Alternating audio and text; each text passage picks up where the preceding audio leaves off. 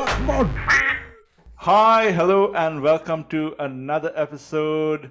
And I've got Vijay here. Vijay, how you doing, man? I am good, man, Valley. How's it going with you? Yeah, Long it's time been no see. good. Football-wise, one of the only teams that has not lost a match in any of the competitions, so couldn't be happier. And we still got some I thought you, I exciting. thought you slowly ease into it, man. You already directly started. Yeah, I got to. But I think even times are good for you, right? Yeah, I mean, we finally won a game. Yeah, won a But game, scored two goals, clean sheet. Come on, Chelsea. yeah, but we are not here to talk about Chelsea. We are talking about one of the biggest games this season, Yeah. right? It's And it's like almost like I think I wish these matches were more towards the end of the season so you could get the Premier League almost like a final day match, to be honest. I mean, it almost happened last season. Yeah, it happened. That's true. Almost. All right, Valley. How are you feeling? How are you feeling about the weekend? How are you feeling about the game? I think to be honest, I'm feeling quite confident despite what's happening off the pitch. So let's break this down. Of course, we are all talking about the Manchester City versus Arsenal game, or rather Arsenal versus Yeah, Manchester City, because I think it's uh, a different. it's Yeah, at our home. yeah. We have a lot of injuries, obviously, with Partey, Urian Timber out for the season. Thomas Partey is out. Martinelli, Trossard, Rice was out for a bit. Vieira was injured a bit. Saka is carrying a bit of a knock. So we have a lot of players who are unsure of what their status is. But in spite of all of that, we saw the North London derby, 2-2 draw. We've had the 4-0 win away, and we are playing in France as we record this podcast in the Champions League. And I think based on all the results and the way we've been playing, being unbeaten, and showing that confidence and maturity, I'm quite confident in this team, especially with the defense. So I'm excited. While I would have loved to have the option of all the players, to choose from, having Timber, having Partey, having Martinelli, Trossard in there, I think it would have been a much more exciting proposition. But then if I zoom past and I look at Manchester City side, they too are also having injury issues. Rodri is still going to be out because of the suspension. De Bruyne is not there, who's always been dangerous for us. So I think that's again something that we can take a little bit of confidence from. And with the loss to Wolves on Manchester City side, we are just 1 point away from them.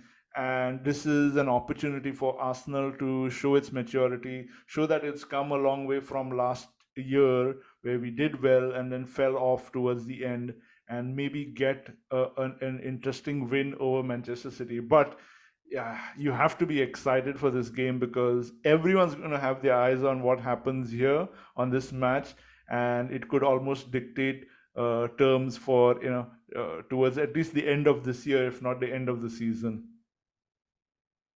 Yeah, yeah, absolutely, man. Huge game for both the teams. Arsenal are, coming on the back of two wins, or rather one draw and a big win against Bournemouth, and City having just lost to Wolves, missing key players like you mentioned. Arsenal had this issue last year.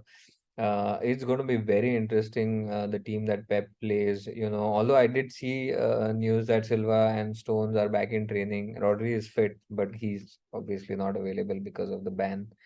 So it's going to be very interesting. But I have a strong feeling that if Arsenal would have to get an opportunity to beat Man City, this is it.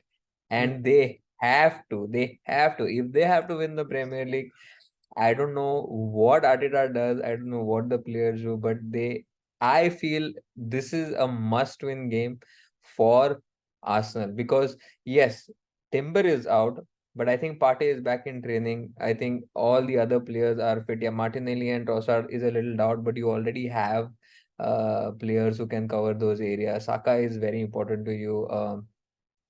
So is Jesus, and your defense is sorted. Whereas City are missing some really key players. KDB, I mean, I think he haunts you all right every time he's on the pitch, Yeah. and he does something or the other, and he's always involved in goals or assists against Arsenal. He loves playing against you guys. So for me, this is a must-win game for Arsenal. There cannot be any result as an Arsenal fan. I feel considering everything. What do you think? Yeah, I have to agree with you. I think a lot of Arsenal fans will be skeptical to go all out and say we must win and you have to win and we need to win. But I think I would say that we have reached a point that if we want to prove to ourselves and to the league that we are serious in this process, this project, this transition to be a top flighted team, Yeah. then we have Yeah. to beat Manchester City. And like you said, I can't find a more opportune time for Arsenal to do this. Manchester City have lost two games on the bounce now. Yeah. They Yeah. lost to Wolves in the Premier League and they lost to Newcastle in the third round Yeah. of the EFL Cup. So they are actually now facing their third match. I think for the first time in many years they have the prospect of losing three in a row, which is such a rare sight for a team like Manchester City. So, but that also gives them fuel because Pep is going to be wound up. He hates losing. He's a sore loser. So he's going to wind their team up with everything he's got.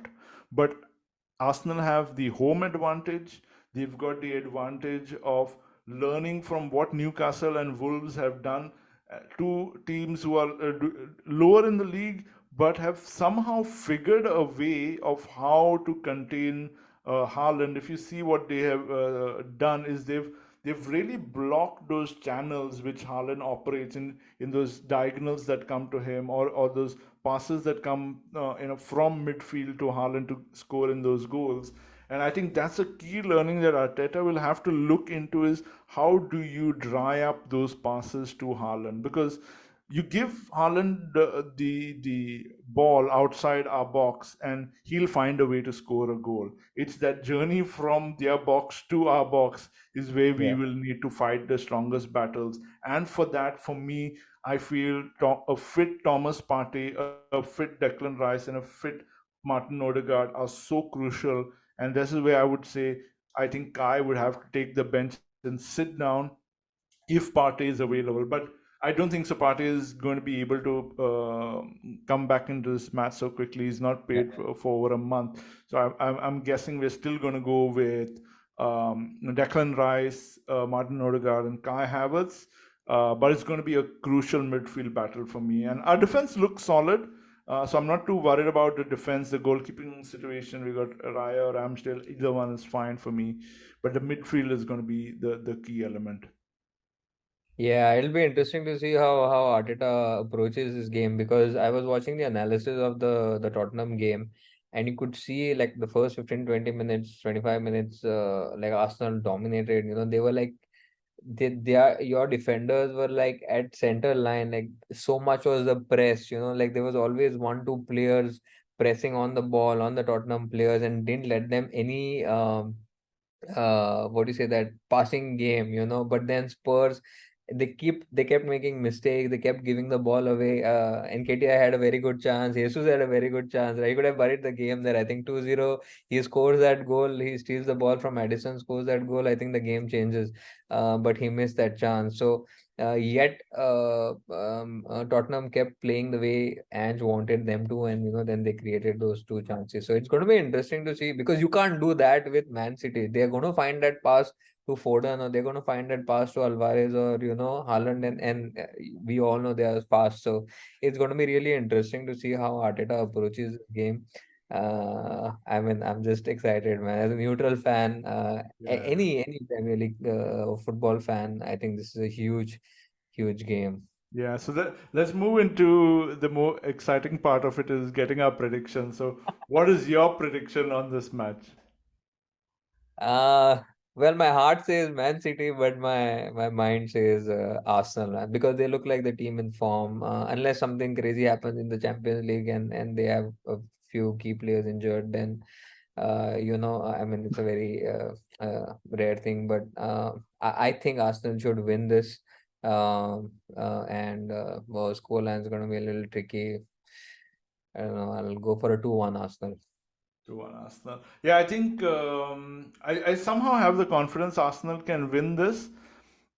Where I debate is whether we can contain Man City to one goal in a match, because very rare you'll find Man City just scoring one goal. They generally float between 3 to 5.